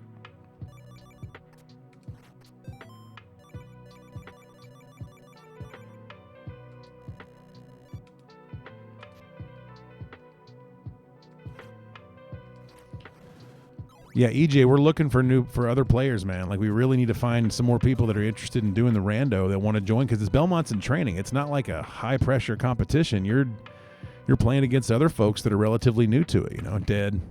Oh no, I didn't die. And it's just it's a fun way to learn and improve your technique and your routing decisions and things like that.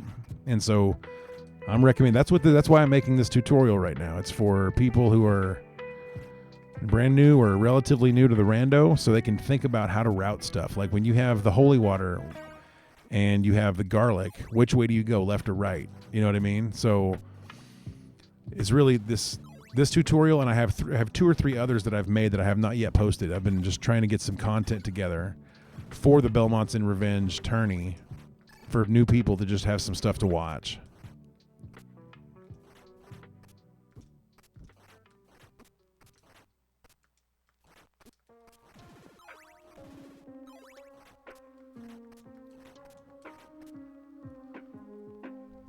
Boom.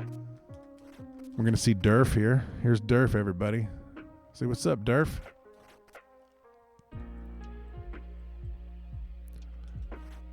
Boom. Boom. Boom. Boom.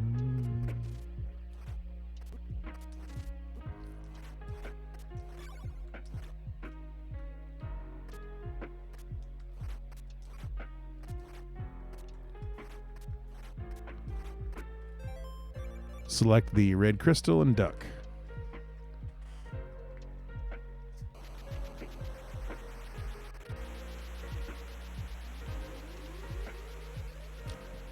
Hey, if anybody wants to hop on a call, on a Discord call in my Discord lobby, we can discuss some of this rando stuff for the video. I'm just kind of talk about what we did. You can tell me what I did wrong, how you would have routed differently in certain circumstances, et cetera, and we can just chat. If y'all want to, you're welcome to hop in, and we can talk about those of you who do the rando stuff and can talk about hard routing decisions and things like that.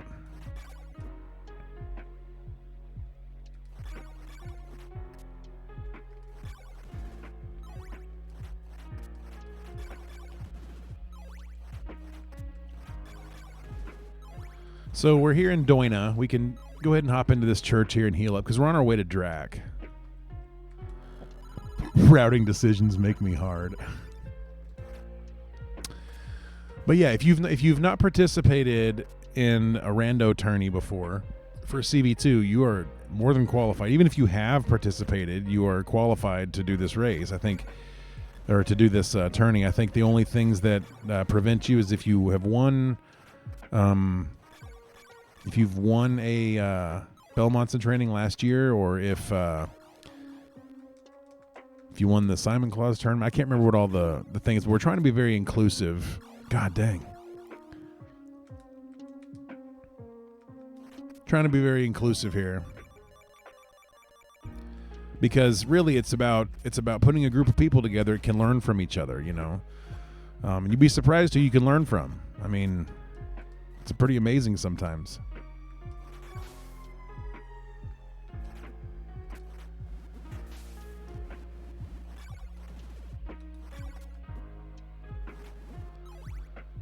Sometimes I'll see a player who's, relatively new to CV2 or doesn't run it much, do a strategy that's very interesting to me.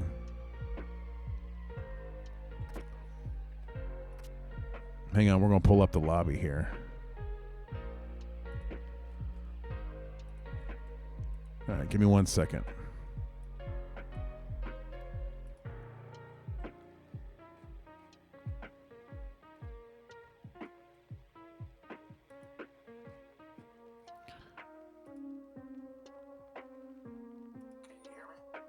Hold on 1 second, brother.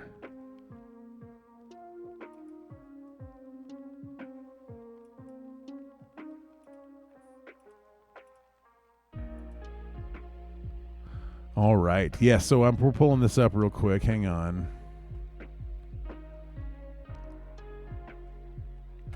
All right, I can't get this up. I wanted to share some time here with some folks so we could chat about this as I finish the game, but I can't seem to get it dialed in.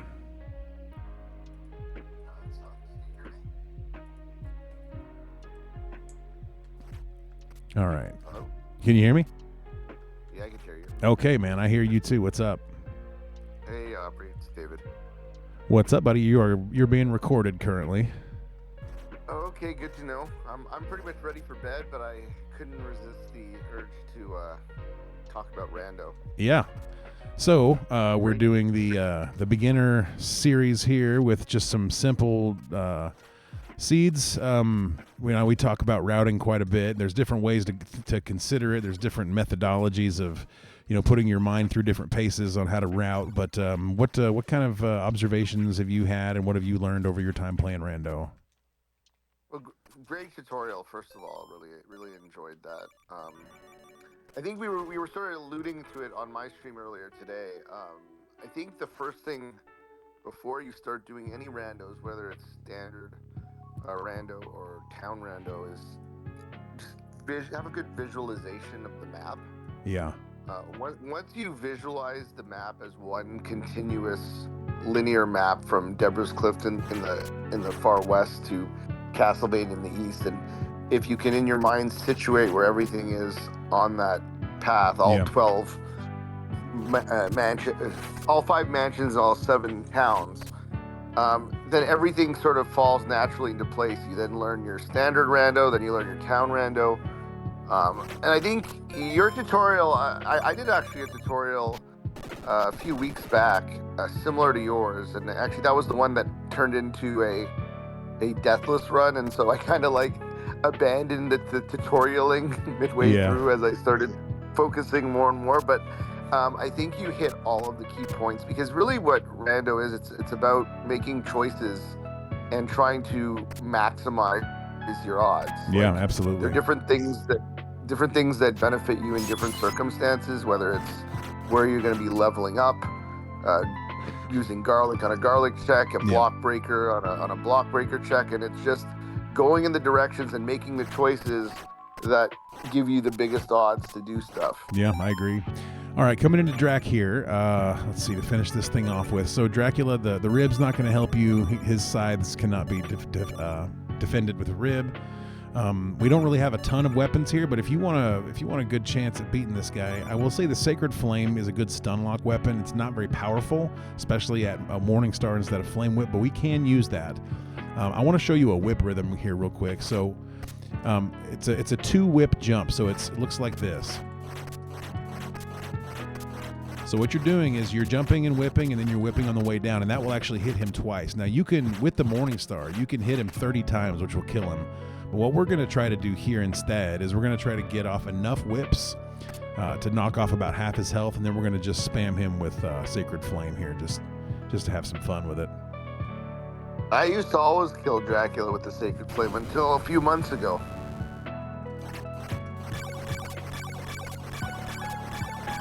I can't see the run that you're doing right now, so I'm just going on the audio here.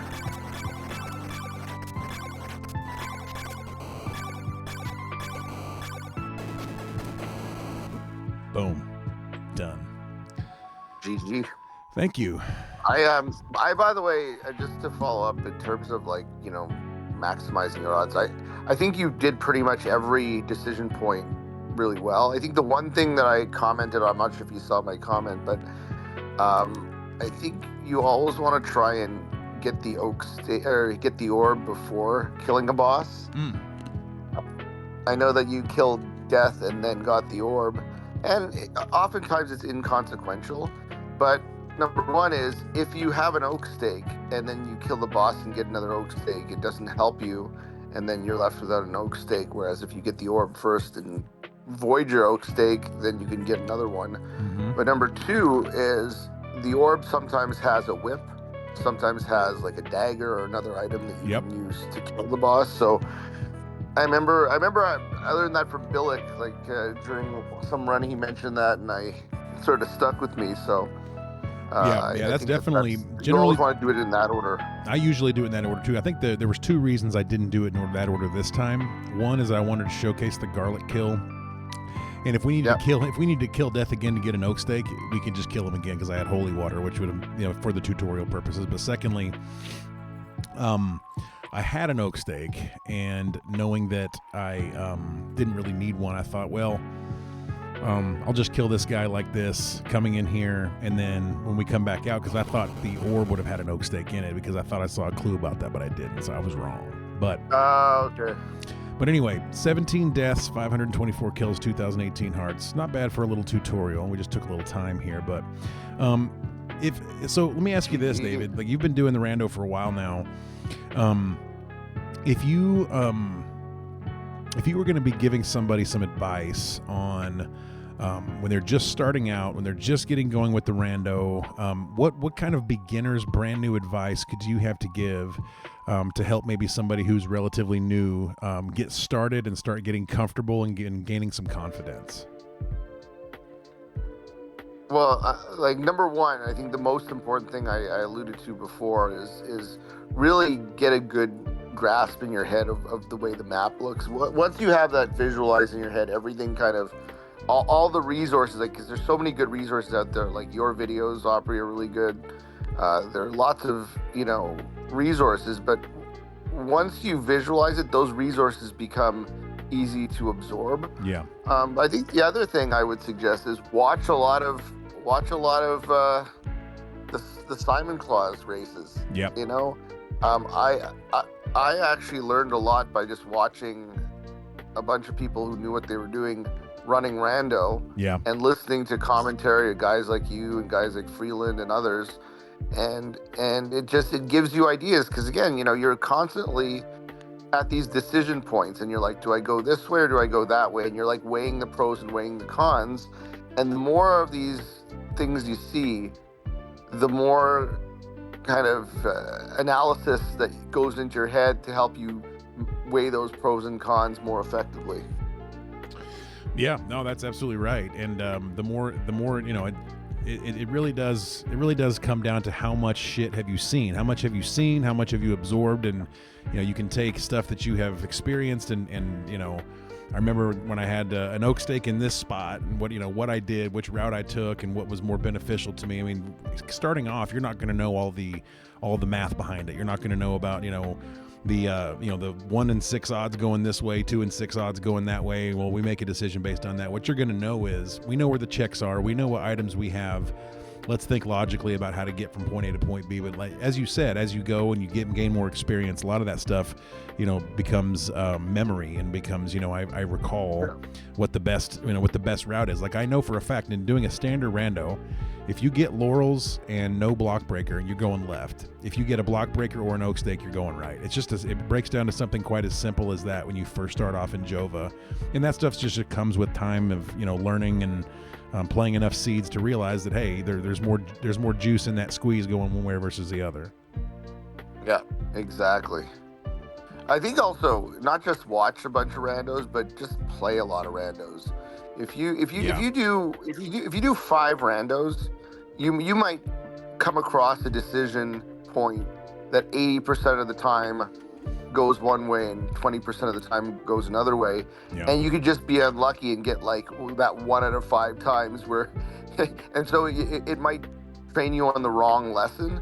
But if you play 100 randos, that 80% thing will reinforce itself to you, and you'll pick it up more, because the law of averages will show you what the better odds are. Yeah, I agree.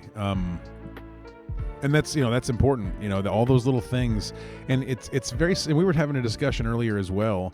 It's very different from say when you're playing vanilla, right? And your decision making is very very micro. Hey, how am I gonna transition into this next screen? Whereas your decision making with rando is very much macro. It's, hey, over the next 2 or 3 towns, which direction am I going to route? Do I go down into the Veros location first, or do I go through Berkeley first? And all of those things, like it's a different type of decision making. And I think there's some people that are very well suited to doing randos who think a different way, and then there's folks that are more mechanical who kind of operate in that regard.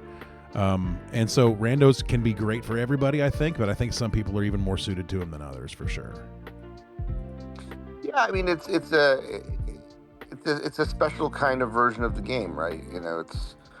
It's not for everyone, but I don't know. I love it. Like, as you and I've had this conversation over and over again, it's like I really like playing vanilla, but I really, really, really like playing randos. It's like that when the music comes on and it's like you're heading down to the first check and you're like, what am I going to see? And like all the possibilities are ahead of you. That's just like my favorite way to experience the game. Yeah, definitely. Very cool. And so you are participating in the Belmonts tournament coming up, correct? Yeah, I'm the Belmonts in training, looking forward to it. I heard that only a few people had signed up, so I certainly hope that we can get some more people in on it. It sounds like there's like a lot of opportunities. There's some senior guys like Billick and others who are look really eager to share their wisdom and their efforts to make this happen. So I certainly hope that we could get enough people. Yeah, and the signups are out there. Frantic and I actually are going to be doing an exhibition this Saturday on the Final Fantasy Rando channel. Frantic, if you have that link, post that up here. Now, what this is Final Fantasy Rando. It encompasses all the different Final Fantasy games that have come out. They're very open to having other types of fantasy-related randos come in and sort of showcase. And they've offered us a platform for us to be able to come on and show a randomizer seat, how it works, and get folks hopefully interested in coming over and checking out the CV2 rando. So, Frantic, are you doing a town rando or a standard rando? We're going to be doing a town rando. Oh, excellent. I wish I could get in on that here. It sounds like a lot of fun. Send me the seed after if I can't catch it. No, for sure. But yeah, let's see. Frantic, I don't know if I have the link for the Final Fantasy Rando channel. I do not. Well, somebody will have it, I'm sure. But yeah, man. So you started running randos, what, like 6 months ago? Maybe less, 4 months ago? I started streaming in March. Okay. And really the only reason I set up to stream was so that you and I could run that race that we did back in the middle of March. Yeah, that was fun. So yeah, I've only been really doing them for a little while, but I started doing them just before I started streaming, and it was just, it was a lot of fun and I really enjoyed them. Yeah. Well, for sure, man. Okay, so Frantic did put this down there. So if you haven't followed Final Fantasy Randomizer, give that a follow. I also gave a shout out to David Amber here. Give David a follow. He's got a very cool YouTube video that sort of endeared him to me at some point when I found the way that he sort of put the map together in a linear graphical way that helped me think slightly differently about it, and that got me interested in looking into some additional things. So check out David Amber on Twitch. Check out David Amber. I forget what the YouTube channel is called. What's that called there, David? What's my YouTube channel? Just search like David Amber. David Amber, find it. Criminal Attorney or some shit. It's David Amber, Criminal Lawyer. Yeah. There it is, Criminal Lawyer. Gum. You know what I'm going to do, Aubrey, and then I'm going to actually head off the call just after this, but just before I go to bed, I'm going to post back in your Discord I know I posted it before, but just a little bit more recently, that board game that I'm for those of you who don't know, I'm actually trying to make a board game version of Castlevania 2 Randomizer. Yeah. And the board itself is basically based on a conception that I have in my head for how the map is laid out. And I think that it's just a good graphical way for someone who's new to just, again, if you haven't had a chance to watch the video I did on YouTube, this is just sort of in one image file will help you at least sort of situate it. So I'll post that. Still in the process of trying to get that actually produced, but in the meantime, I'll make use of it there. Well, thanks for having me on the call, Aubrey. Really appreciate it. Hey, absolutely, man. Thank you for stopping in and joining. I appreciate that. And, I thought about this halfway through the seed. I kind of wish you were on the seed with me so we could have this back and forth conversation about routing while we were playing the seed. So maybe next time. I'm sure we'll do others. And, like I said, I'm not sure if tonight's the night for it, but definitely run that seed that I just sent you earlier today. It's a very, I think, middle of the road seed. It wouldn't be considered like a jet seed or an easy seed, but it's by no means a hard seed either. And it's just I think a good, some seeds you do them and they have something that's really wacky and it's kind of not representative and not really conducive to people just learning. But I think the seed that I sent you is going to be a lot of fun and you could probably have some fun with that. Fucking A, man. I appreciate it. David, have a great night, brother. Thanks for stopping by. Looking forward to watching you run in the Belmonts in Training Tournament coming up very soon. And we will, we're going to catch you real soon. Hopefully when you're streaming, folks will be able to log on. David_Anber, ANBER. Give David a follow and watch the rando. Thank you for that shout out and congrats to you and all your PBs and vanilla you've been getting lately. Thanks, man. Appreciate that. All right, take care. You too. All right. Bye. So what we're going to do, folks, is I'm going to take myself a short break here. Don't go anywhere. We shall be right back. But I will be coming back, and we're going to do probably one more rando seed, potentially. Haven't decided yet. It's either going to be rando or we'll get into some vanilla, but we will be right back. Always a pleasure having y'all in. Give me just a couple of minutes to get my stuff together, and we shall return momentarily.